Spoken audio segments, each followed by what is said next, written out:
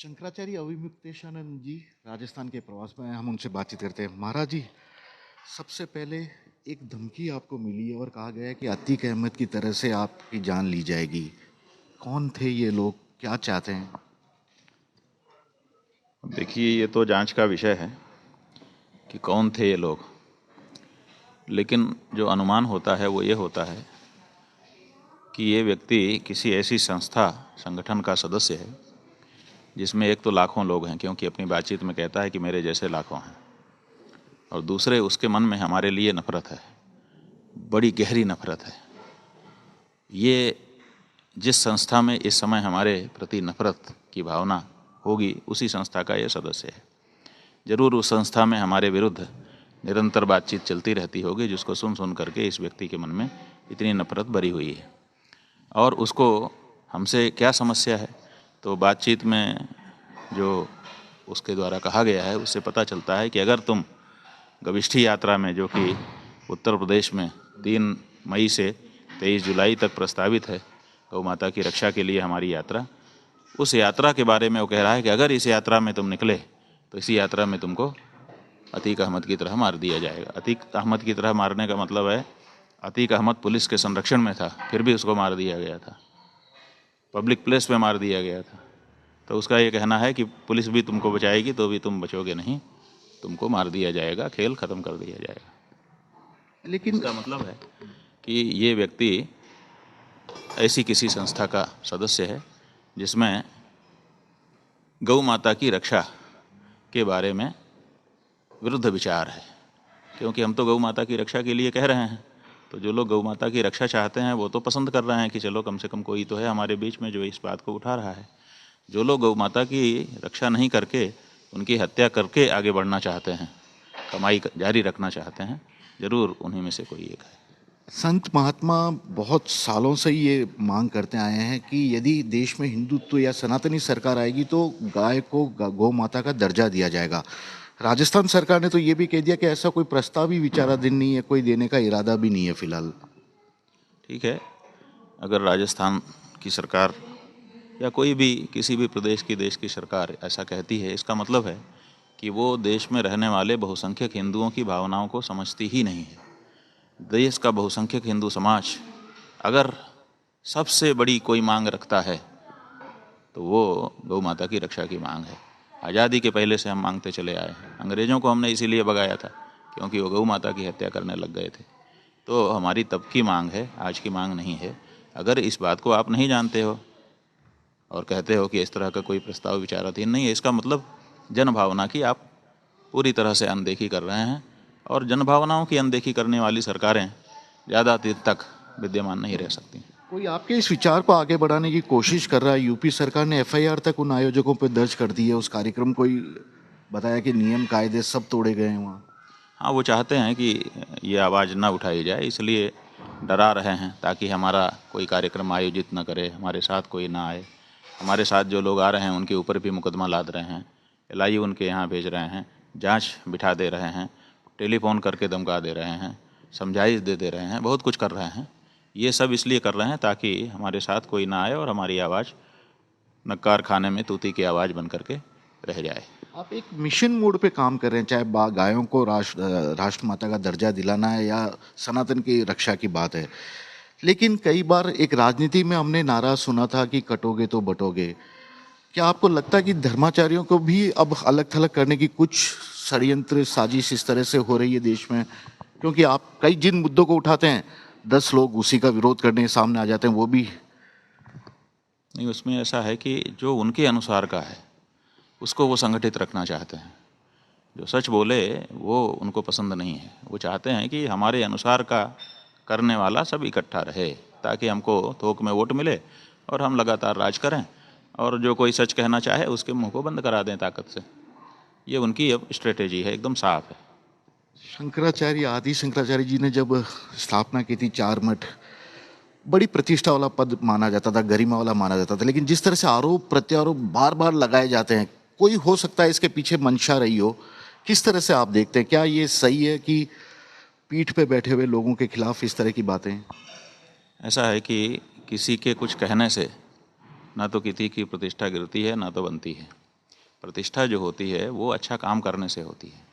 तो अगर शंकराचार्य पीठों के द्वारा सनातन धर्म के लिए दृढ़ कार्य, सुदृढ़ कार्यक्रम चलाया जाएगा, कार्य किया जाएगा, तो सनातनी जनता के मन में उनके प्रति प्रतिष्ठा बढ़ेगी। तो हम तो वो कार्य कर रहे हैं जिससे सनातन धर्म के जो अनुयायी हैं उनके हृदय में शंकराचार्यों के प्रति और गहरी प्रतिष्ठा फिर से बढ़ रही है। अब जो लोग छद्म हिंदू हैं, नकली हिंदू हैं, जो लोग हिंदू का चोला ओढ़े हैं, असल में हिंदू नहीं हैं, उनको तो बाधा इससे पहुंचेगी ही, और उन्हीं को तो माने उन्हीं को तो जनता के सामने एक्सपोज कर देना ये धर्म रक्षा है। आदि शंकराचार्य जी ने क्या किया था, उन्होंने भी जब यहाँ पर दिखावा बढ़ गया था, मनमानापन बढ़ गया था, तो उन्होंने शास्त्रों को बीच में ला करके कहा कि शास्त्रों के अनुसार चलना हिंदू धर्म है, मनमाना करना हिंदू धर्म नहीं है। तो उन्होंने भी जो अपने समय में यही किया था, और इसी के लिए उन्होंने शंकराचार्य पीठ बनाए कि अपने अपने समय में जो मैंने किया वो हमारे परंपरा में आने वाले आचार्य करेंगे। तो जो उन्होंने किया था उसी के लिए हमको बैठाया है, और वही हम भी अपने समय में कर रहे हैं। लेकिन ऐसा कहा जाता है कि यदि जो सब लोग कह रहे हैं यदि उसी रास्ते पे चले जाएं तो शायद मुश्किलें कम हो जाती है। क्या कभी आपको डर नहीं लगता इन सब चीज़ों से जो कुछ हो रहा है, और आपको नहीं लगता कि हाँ जिस तरह हवा बह रही है उसी तरह बह जाए तो ठीक है? असल में आप समझते हैं कि हम निडर हैं, इसीलिए ऐसा प्रश्न पूछ रहे हैं। सोच रहे हैं कि कभी तो डरते होंगे, आम तौर पर तो डरते हुए नहीं दिखाई देते, कभी तो डरते होंगे, यही प्रश्न आपका है। लेकिन सच बात यह है कि हमसे ज़्यादा डरपोक कोई नहीं है, हम बहुत डरते हैं। लेकिन डरना किससे, ये सवाल है। हम धर्म से डरते हैं, हम यमराज के दरबार से डरते हैं कि जब वहाँ जाएंगे और हमसे पूछा जाएगा कि तूने क्या किया, तब हम क्या जवाब देंगे। अगर हमको मौका मिला है तो हम धर्म की रक्षा करें, अधर्म का नाश करें, इसके लिए हमको भगवान ने यहाँ भेजा है। अगर ये नहीं हम करेंगे तो वहाँ हम जवाब दे रहेंगे, जवाब हमारे मुंह से निकलेगा नहीं, और हमको सदा सदा के लिए दुर्गति भोगने के लिए भेज दिया जाएगा। तो हम उस परम सत्ता से डरते हैं, परम सत्ता से, और इस सत्ता से बिल्कुल नहीं डरते, क्योंकि जो सबसे बड़ा है, जब उसकी कृपा हमारे ऊपर है तो उसके नीचे जितने भी हों काहे को उससे डरना है। तो सत्ता से डरो, ऐसा हमारे बहुत से साथी भी कह रहे थे कि सत्ता है, सत्ता से नहीं लड़ना चाहिए, डरना चाहिए। तो सत्ता, हमने विचार किया कि कौन सी सत्ता है, तो सत्ता तो परम सत्ता ही है ना। ये सत्ताएं तो आती हैं जाती हैं, इन सत्ताओं को असली सत्ता कैसे कहा जा सकता है। इसलिए हम भी डरते हैं, लेकिन परम सत्ता से डरते हैं, इस सत्ता से नहीं डरते। क्या चाहेंगे सरकार से, क्योंकि आप मिशन पे चल रहे हैं, एक धर्माचार्य ने कई बार अपनी बातें अलग अलग तरीके से सरकार तक रखने की कोशिश की, इस सरकार से आपकी उम्मीदें क्या है? ऐसा है कि धर्माचार्यों ने अपने अपने तरीके से, जाने कितनी बार और जाने कितने तरीकों से रखी है बात जनता की सरकारों के सामने। 78 साल से रखी तो रहे हैं, एक के बाद एक सरकार आई, इनकी आई, उनकी आई, ये नेता, वो नेता, ये पार्टी, वो पार्टी, सबके सामने रखा। लेकिन सब सारे तरीके तो हम लोगों ने देख लिए कि सब फेल हैं। गौ माता तो वैसे ही बोटी बोटी करके बेची जा रही है। देखिए, अंग्रेज़ों को हम लोगों ने भगाया था कि ये गौ हत्या कर रहे हैं, ये ठीक नहीं है। अब अंग्रेज़ चले गए। अंग्रेज़ जब हमारे यहाँ थे तो अंग्रेज़ खुद काटते थे गाय को, हिंदू नहीं काटता था। वो स्वयं हत्या करते थे और मांस अपने सैनिकों को खिलाते थे। वहीं से बात शुरू हुई थी। तो अब देखिए कि वो समय कैसा था कि अंग्रेज खुद काटते थे और हम बाहर से, दूर से सुन करके, देख करके विरोध करते थे। और हमने तगड़ा विरोध किया, लाखों लोगों का सिर कटवाया, मृत्यु प्राप्त की, प्राण गंवाए और उनको भगाया। आज क्या है? आज हालत ये है कि उन्हीं अंग्रेजों के लिए हम अपने हाथ से गाय काट रहे हैं, और गाय काट करके टुकड़े टुकड़े करके बढ़िया बढ़िया पीस बना करके बढ़िया पैकेट में बंद करके उनके लिए भेज रहे हैं कि लीजिए साहब, हमने गाय काट दी है, उसका टुकड़ा टुकड़ा बना दिया है, बस केवल पैकेट खोलिए और बना करके खा लीजिए, और हमको केवल $1 दे दीजिए। कितनी गिरावट आ गई हिंदुओं में। आज खुद हम उन्हीं अंग्रेजों के लिए, जिन अंग्रेजों को हमने गौ हत्या के कारण भगाया था, आज उन्हीं अंग्रेजों के लिए, उन्हीं मुसलमानों के लिए, उन्हीं इनके लिए हम गाय को काट काट करके, यहाँ तक कि जब हमारे सामने कोई देश शर्त रख रहा है कि आपका मांस हम नहीं खरीदेंगे क्योंकि ये हमारे तरीके से नहीं काटा गया है, तो हम वो भी मान ले रहे हैं कि हाँ ठीक है, हम आपके तरीके से काटेंगे।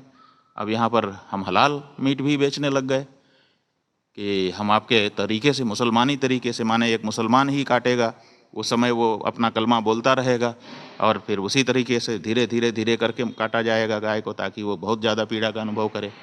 ये तरीके भी हम स्वीकार कर ले रहे हैं। काहे के लिए? डॉलर के लिए, कि हमको डॉलर चाहिए। कितनी बड़ी गिरावट आ गई। अब इतनी बड़ी गिरावट है कि कल्पना नहीं कर सकते। अगर हिंदू समाज इतना गिर जाएगा तो फिर हिंदू समाज के साथ उठना बैठना मुश्किल हो जाएगा। इसीलिए तगड़े से ही खड़े होकर के बोलना पड़ेगा। तो हम तो बोल रहे हैं, और जब तक आवाज़ भगवान ने दी है बोलते रहेंगे। जब आवाज़ कोई छीन लेगा, कोई दूसरा छीन नहीं सकता। जब भगवान ही चाहेगा कि भाई अब चुप हो जाओ, तो फिर चुप हो जाएंगे। आपने गंगा माँ की सफाई को लेकर एक बड़ा अभियान उस वक्त चलाया था, क्या सब कुछ वैसा ही हुआ है, हो रहा है, सम्मान मिला? ऐसा है कि हम लोगों ने गंगा जी के लिए अभियान चलाया, बहुत बड़ा अभियान चलाया। उस समय तो ये सरकार नहीं थी, दूसरी सरकार थी। उस सरकार को झुकना पड़ा, गंगा को राष्ट्र नदी घोषित करना पड़ा। 4 बांध जो काम चल रहा था, जिनमें हजारों करोड़ रुपए जिनमें खर्च हो चुके थे, वो अविरल धारा के सुरक्षा के लिए बंद किए गए। और उसके बाद और भी कार्य हो रहे थे। उसी समय ये लोग आ गए कि हमको तो गंगा जी ने ही बुलाया है। और उसके बाद से हम लोग भरोसे में हो गए कि भाई जब गंगा जी ने बुलाया है और ये व्यक्ति आया है तो करेगा। तो हम लोगों ने आवाज़ बंद कर दी कि भाई अब अपना ही व्यक्ति आ गया, सैया भय कोतवाल, अब डर काहेगा। लेकिन वो सैया ने क्या किया, आज गंगा की हालत तो उस समय से भी ज़्यादा बदतर हो गई। और ये तो अब फिर से बांध बनाने का भी प्लान बना रहे हैं कि फिर से हम शुरू करेंगे। यही नहीं, इन्होंने कह दिया है कि हर 100 किलोमीटर पे हम एक बैराज बांध बनाएंगे। माने गंगा अब नदी नहीं रहेगी, गंगा अब छोटे छोटे तालाब बन जाएगी। क्योंकि लोग कह रहे हैं कि नदी में तालाब कमल नहीं खिलता, तालाब में खिलता है। इसलिए ये नदी को तालाब बनाने के लिए आमादा है। तो कभी कभी बहुत बड़ा धोखा हो जाता है। देश की जनता के साथ बहुत बड़ा छल हो गया। अब जनता धीरे धीरे इस बात को समझ रही है। एक आखिरी सवाल महाराज जी, इतनी बड़ी धमकी मिली है, लेकिन हमने बाहर से अंदर तक आते हुए देखा कोई सुरक्षा नहीं है आपको, जबकि आपने शायद यहाँ के प्रशासन को सूचना भी दी थी अपने आगमन की, यहाँ से कोटा भी आपको जाना है। ये इसको गंभीर मानते हैं? क्योंकि धमकी भी बहुत बड़ी मिली है, और ऐसा नहीं है कि ऐसा है कि हमारा जो कार्यक्रम होता है, मूवमेंट होता है, तो उसकी सूचना हमारा कार्यालय संबद्ध सरकारों को, लोगों को देती ही रहती है। न देने का कोई सवाल ही नहीं। सुरक्षा राज्य का विषय है, पुलिस उसी के पास होती है।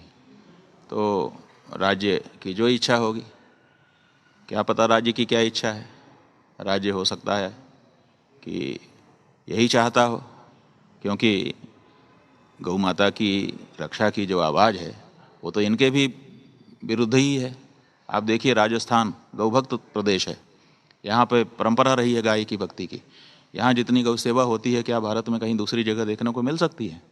लेकिन इस जगह पर भी यहाँ की सरकार भी, यहाँ के 40 से ज़्यादा विधायकों ने पत्र लिखा कि गौ माता को राज्य माता घोषित करो। हमारे पास वो पत्र हैं। लेकिन उसके बाद भी यहाँ की सरकार कहाँ कह रही है। अभी जब बाल मुकुंद जी ने सदन में खड़े होकर के कहा, तो यही तो कह दिया उन्होंने जो आपने कहा कि हमारे पास ऐसा कोई प्रस्ताव विचाराधीन है ही नहीं। तो आपके पास ऐसा प्रस्ताव ही विचाराधीन नहीं है। आप जो है जो गौ माता के चरने की भूमि है और अन्न है, इनमें कब्जा करवा रहे हो।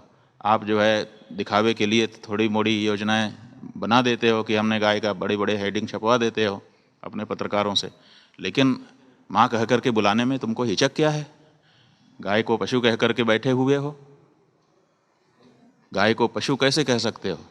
और वो भी बहुसंख्यक हिंदुओं के प्रदेश में, उन्हीं के ही वोट लेकर के।